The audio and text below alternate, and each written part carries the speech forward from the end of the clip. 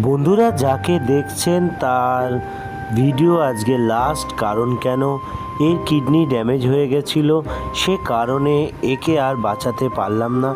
সবথেকে বড় কথা, কিডনি ড্যামেজ কিভাবে হয়, কি সিমটম থাকে, সেটাই কিন্তু ভিডিওর মাধ্যমে তুলে ধরছি। তো এই ডগিটা খুব অ্যাক্টিভ, খুব অ্যাগ্রেসিভ ছিল।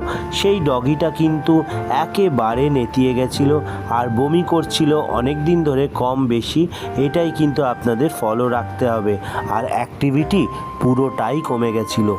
এগুলোই আপনারা ফলো করবেন। যখনই এই সমস্যা হবে অবশ্যই আমাদেরকে ফোন করবেন, ডক্টর দেখিয়ে নেবেন। তাহলে কি হবে, যত তাড়াতাড়ি ডিটেক্ট করা যাবে তত তাড়াতাড়ি কিন্তু এদেরকে রিকভার করিয়ে দেওয়া যায়। আর যদি ধরা না পড়ে তাহলে কিন্তু কোনোভাবেই ভালো করা যায় না, এর মতন অবস্থা হয়। সেই জন্য বলবো বন্ধুরা, ভিডিওটা প্রচুর পরিমাণে শেয়ার করুন, সবাইকে অ্যালার্ট করুন। ধন্যবাদ।